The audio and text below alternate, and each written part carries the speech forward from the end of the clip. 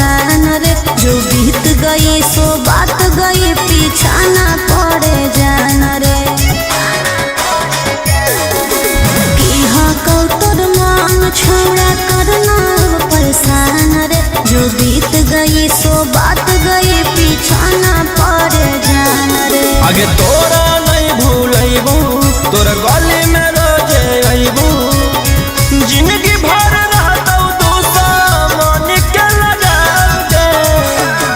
तोर एरिया से लड़बौ हम विधायक के चुनाव गे। तोर एरिया से लड़बौ हम विधायक के चुनाव गे।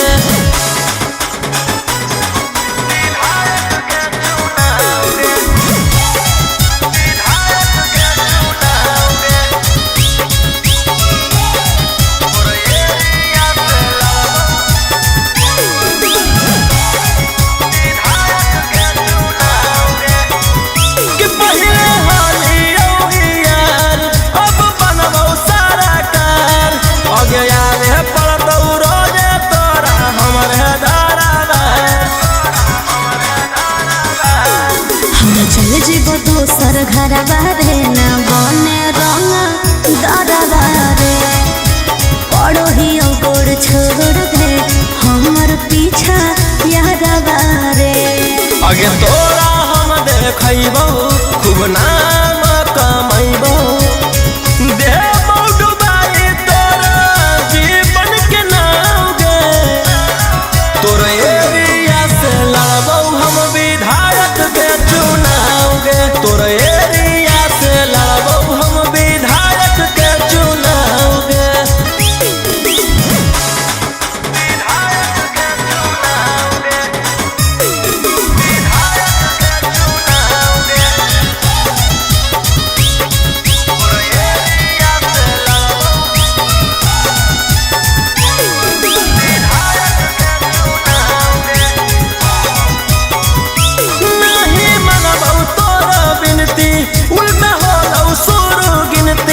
आगे के तनहरो में फर्क हमारा पढ़तौ नहीं तनकी। जो गलती होला माफ कर दे, ले दे के मामला साफ कर दे। दूसरा के बात में लियो अब हमर साफ कर दे। रहतौ हाथ में पुलिस थानावा, देख ले तो गोरे रौसनवा। चल